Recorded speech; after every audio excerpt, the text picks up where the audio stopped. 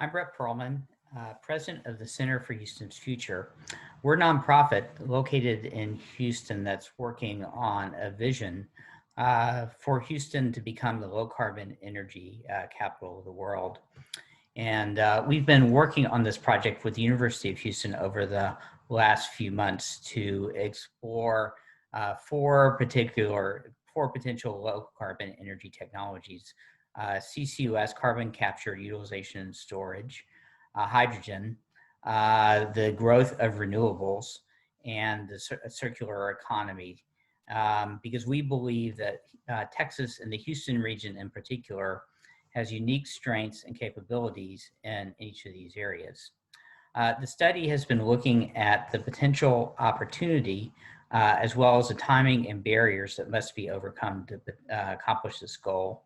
And so today I'm going to talk about what we've learned in terms of the Houston's region's potential for both CCUS and for hydrogen, one of the areas we've been looking at.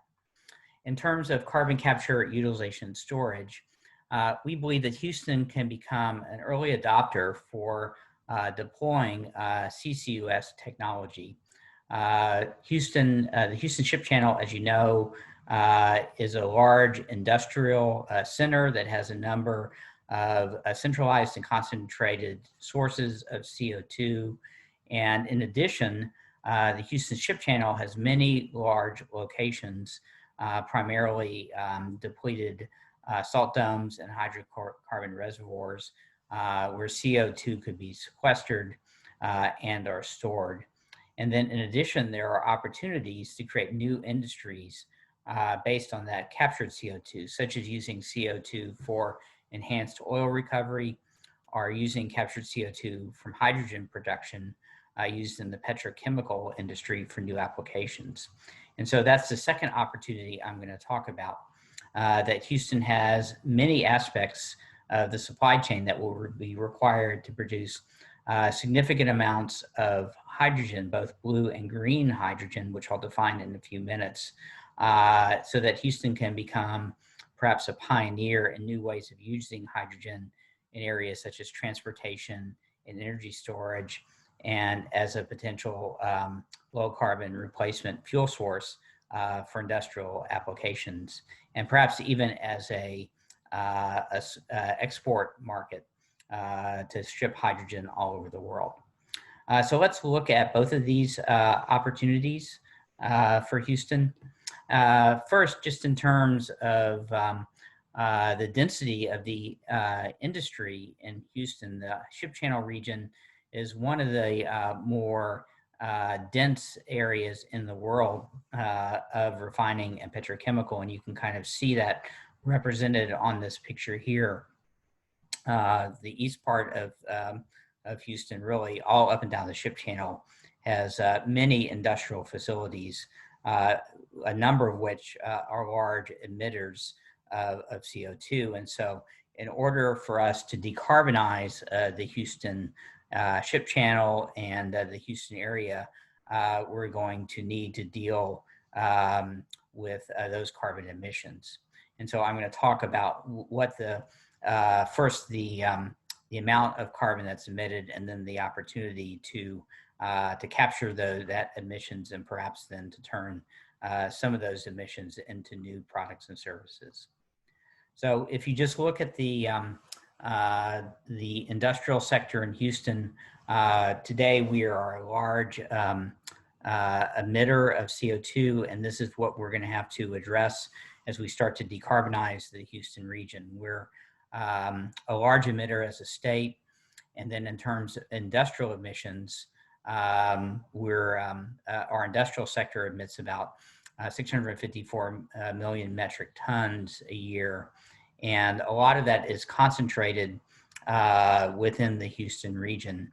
About 162 million metric tons, or about 40% of that is in the Houston region. So in order to start to decarbonize and clean up that sector, this is one of the areas in which we're going to need to focus. CCUS, carbon capture, is certainly one of the technologies that's going to need to start to be commercialized in order to address the decarbonization challenge. And recently, the National Petroleum Council started to lay out the way in which that might happen through a three-phase approach: a activation, an expansion, and a scaling phases. And basically showed and this chart is kind of a summary of the economics of each of the phases of that and the costs of doing that. And if you look at the very left-hand side of that chart, you'll see that the beginning of that, the activation phase, is the most cost-effective phase. In fact, the existing tax subsidies under 45Q make many of the plants within those that activation phase viable. As part of the project that we're working on right now with the University of Houston, we're trying to quantify the size of this decarbonization opportunity in Houston. And what we're starting to find, as I can show you on the next page, that in the Gulf Coast, there is a substantial opportunity within that activation phase to begin to decarbonize the Houston region. And in fact, a lot of the low-hanging fruit for decarbonization is within this hydrogen footprint that exists up and down the Houston Ship Channel. So as you can see on this slide, about 9.5 million metric tons of CO2 equivalent is emitted from plants that are used to produce hydrogen. And so this is, in fact, not only an opportunity to start to decarbonize the ship channel, but also to begin to perhaps create a new industry around hydrogen. And that's kind of the second part of this presentation that I wanted to start to discuss, that most of the aspects of this hydrogen value chain to create this new opportunity around using hydrogen in different ways exist within the Houston region. I'm going to talk primarily about this idea of taking what people call the gray hydrogen, the hydrogen that emits a large amount of CO2 today, that can be converted by capturing the carbon dioxide and converting it into blue hydrogen. But I also wanted to mention the opportunity to create what people call green hydrogen, which is using electrolysis fueled by low cost renewable energy. And in Texas, we have a sizable amount of wind power, as well as a growing amount of solar energy, which perhaps could start to activate a green hydrogen industry, as well as a blue hydrogen industry. But given the size of the base of plants and capacity that we have already producing hydrogen from natural gas and then using steam methane reforming, as you'll see through this presentation, really the low-hanging fruit is to clean that up through carbon capture and start to create this blue hydrogen opportunity that will then, over time, perhaps migrate into an opportunity to build a green hydrogen type of infrastructure as well. If we're successful in doing that, we could be a pioneer in many new applications in heavy-duty transportation, in energy storage, and perhaps using hydrogen as a low-carbon replacement fuel for industrial processes. There's also opportunities to become a global player in the export and shipping of hydrogen as a fuel to other parts of the world. So really, hydrogen could be the basis for an entirely new industry that's really built on the backs of the existing SMR fleet that we have today. So let me just talk a little bit about why I would suggest that this may be an opportunity for Houston. And if you look across the value chain from production to storage to transport to the customers, really Houston has a competitive advantage in all of it. I'm going to talk a little bit more in a second about the installed base of hydrogen production that we have on the ship channel, and I've already mentioned that we're a large producer of renewable energy that could become the basis for the green system.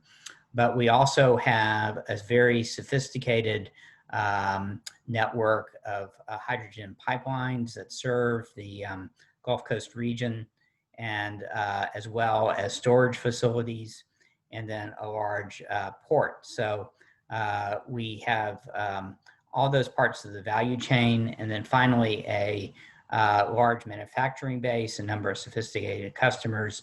And then if you combine that with the sophistication of our energy industry and the commitment to start to begin to decarbonize the Houston region, I think you have what could be an interesting opportunity to become a leader in creating this new hydrogen economy.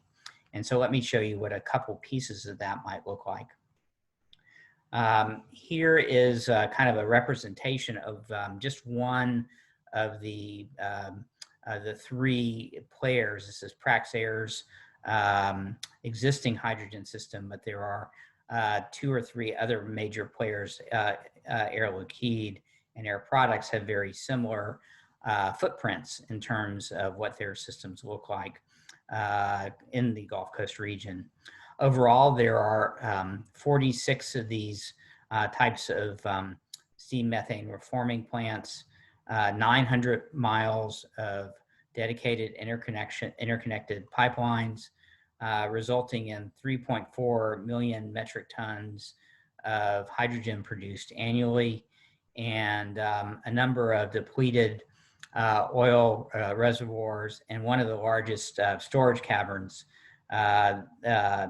on the Gulf Coast region.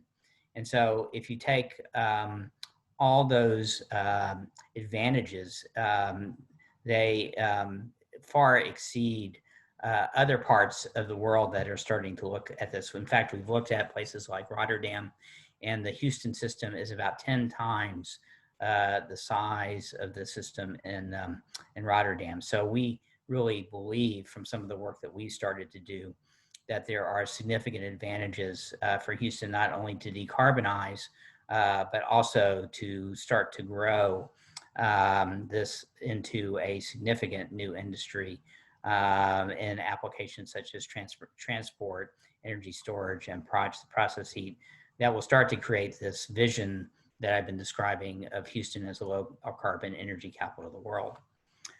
We sort of see this happening, as I mentioned, in the three phases that were described in the MPC plan: an activation phase, an expansion phase, and then finally a rollout or scaling phase. And you can kind of see how this might occur here. This is more conceptual than anything else, but this would show that we would first take the existing SMR system and clean it up and transform through CCUS and transform that existing gray system to blue, and then at the same time as this green electrolysis technology starts to grow, as that technology comes down the cost curve, that would grow as well. The blue system could continue to grow through other technologies, either SMR technologies or newer technologies that would be also that would capture the bulk of the carbon. And then over time, as electrolysis continued to decline in price, you might see a combination over the next 20 years of both the blue technology as well as the green technology. So this is just a idea of how this hydrogen idea, the hydrogen economy in Houston might roll out. We've done some thinking about how we might get there in terms of production infrastructure, what some of the applications are, and what the opportunities are in terms of the supply chain. And so over the next, say, 10 to 20 years, we would start by slowly using the existing infrastructure we have, look for the low-hanging fruit in terms of applications.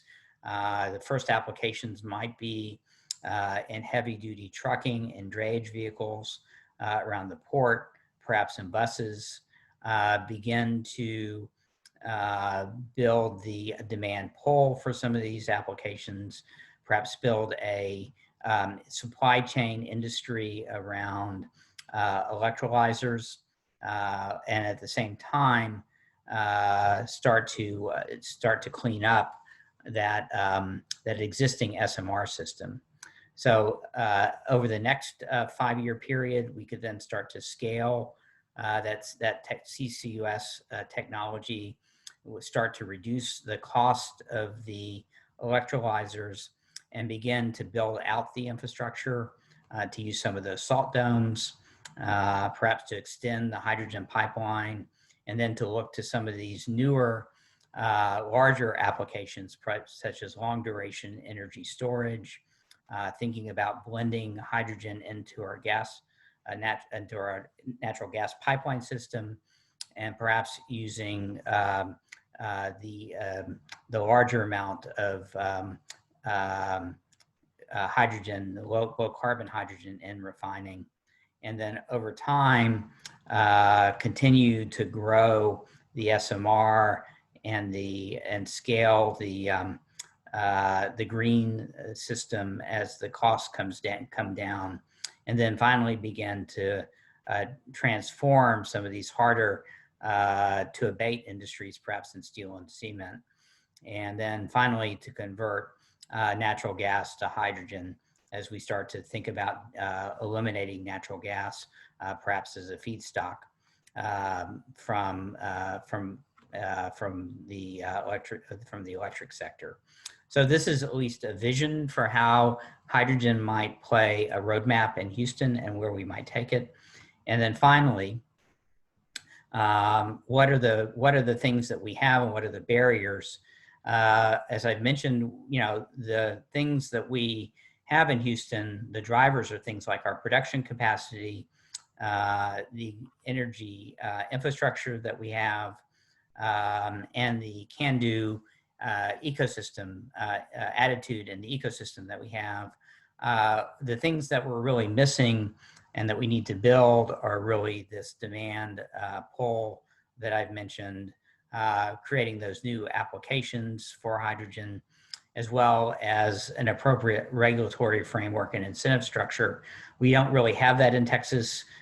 Things like the low carbon fuel standard, which are going to be needed to create the new markets for hydrogen, are things that don't exist today in Texas that are going to need to start to really drive the market, just as they've driven the market in renewables and in other energy technologies.